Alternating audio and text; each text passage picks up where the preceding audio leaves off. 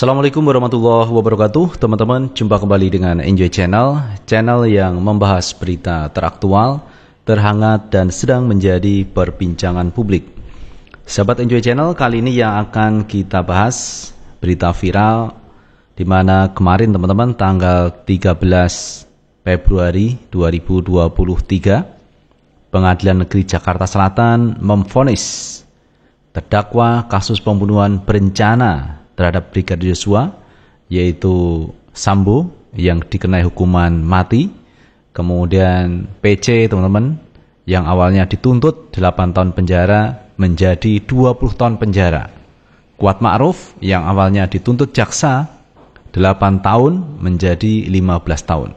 Dan publik ini puas teman-teman dengan keputusan dari Pengadilan Negeri Jakarta Selatan. Artinya kesalahan yang mereka lakukan itu diganjar dengan hukuman yang setimpal. Jadi kalau awalnya jaksa menuntut PC 8 tahun, ini pihak hakim teman memutuskan 20 tahun. Nah, ini bisa menjadi salah satu referensi dalam dunia hukum kita bahwa walaupun tuntutan jaksa itu rendah, tapi hakim punya kewenangan untuk memutus. Bisa rendah dan bisa tinggi. Ternyata putusan hakim malah lebih tinggi dari tuntutan jaksa. Nah teman-teman, yang menjadi perhatian publik bukan di PC atau di Kuat Ma'ruf, karena saya melihat ini sudah adil hukuman yang mereka timpakan kepadanya. Yang menjadi masalah adalah keputusan hakim menghukum mati Ferdy Sambo. Ini adalah satu keputusan yang luar biasa dari hakim. Cuman teman-teman, yang menjadi masalah adalah bahwa hukuman mati itu ternyata teman, itu ada masa percobaannya. Jadi tidak langsung dihukum mati. Ada masa 10 tahun. Dan nanti dalam 10 tahun itu kalau berperilaku baik, ini bisa tidak dijatuhi hukuman mati teman-teman ya.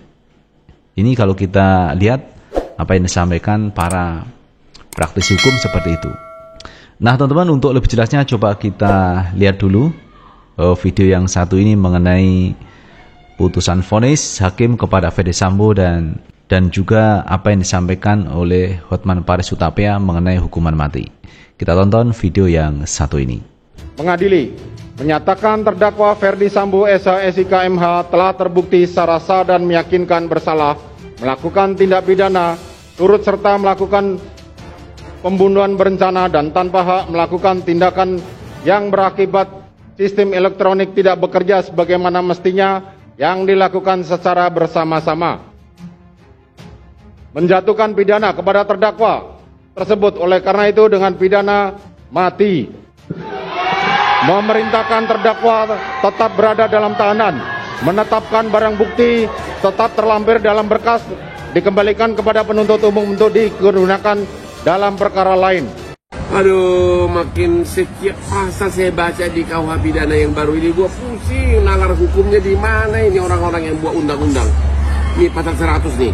Di pasal 100 disebutkan seseorang terdakwa yang dijatuhkan hukuman mati nggak bisa langsung dihukum mati, harus dikasih kesempatan 10 tahun kesempatan 10 tahun apakah dia berubah berkelakuan baik.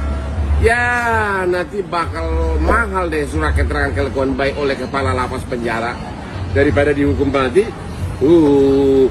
Orang berapapun akan mau mempertaruhkan apapun untuk mendapatkan surat keterangan kelakuan baik dari kepala lapas penjara. Jadi apa artinya gitu loh? Sudah persidangan, sudah divonis sampai PK hukuman mati, tapi tidak boleh dihukum mati.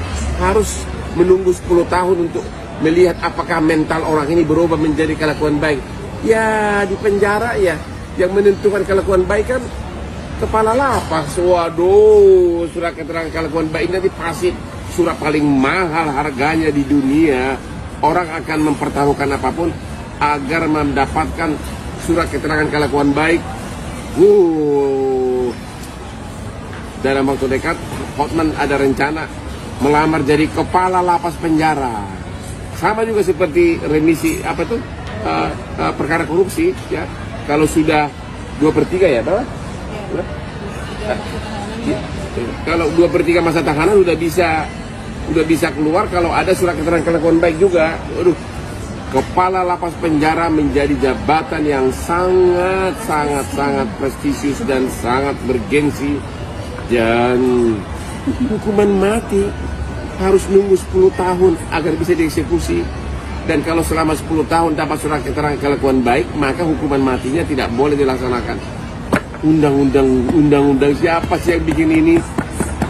Yang bikin ini pasti bukan praktisi hukum. Banyakkan dosen seperti saya.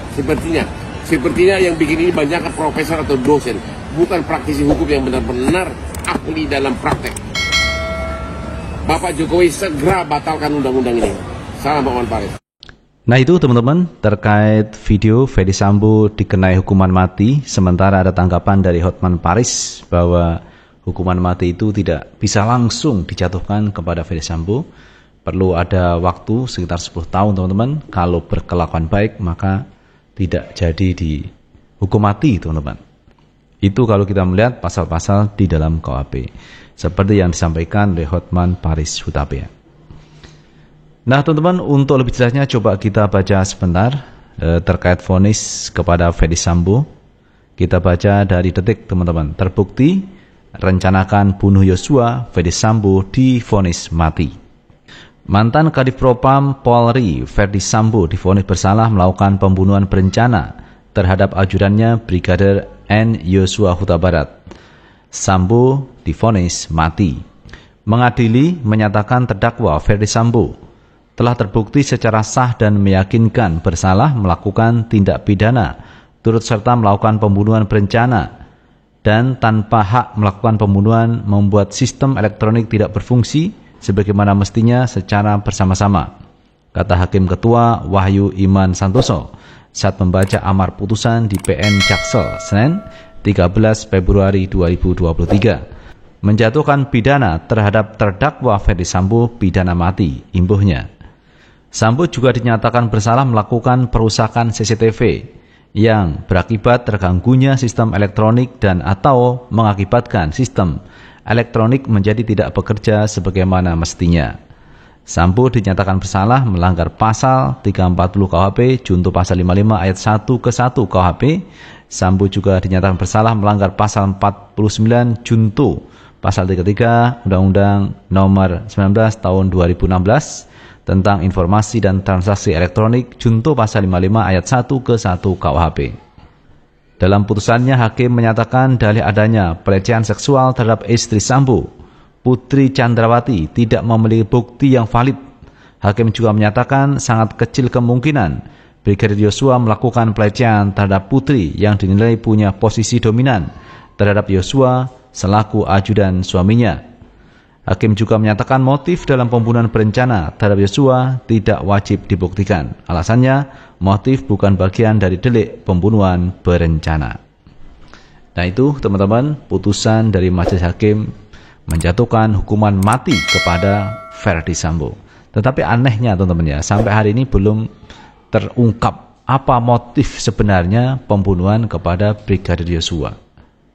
Apakah faktor selingkuhan atau seperti apa, ini tidak diungkap secara jelas. Hanya kita mendengar kabar-kabar burung yang seperti itu. Jadi kejelasannya ini tidak pasti.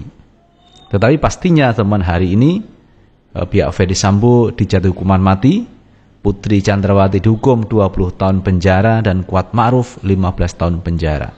Saya pikir ini pengadilan yang luar biasa teman ya, yang adil. Cuman masalahnya kalau kita lihat hukuman mati itu tidak langsung bisa dieksekusi. Tetapi kalau kita lihat kasus teroris itu bisa teman-teman langsung tidak berapa lama dijatuhi hukuman mati. Tapi kenapa dengan Ferdy Sambo kok berbeda ya? Kalau putusan mati ya mati teman-teman ya, hukuman mati. Tetapi di dalam pasal yang disampaikan oleh Hotman Paris Hutapea itu ada jeda waktu. Kalau dia berkelakuan baik, maka hukuman mati itu bisa diganti dengan yang lain. Nah ini menjadi sesuatu yang absurd akhirnya, sesuatu yang tidak jelas, putusan yang jelas tapi prakteknya menjadi tidak jelas. Jadi itu teman-teman yang bisa kita bahas kali ini, dan terima kasih sudah menonton. Jangan lupa tetap like, subscribe, share, dan komen di channel ini agar kita bisa membangun channel ini menjadi lebih baik lagi. Sukses selalu. Assalamualaikum warahmatullahi wabarakatuh.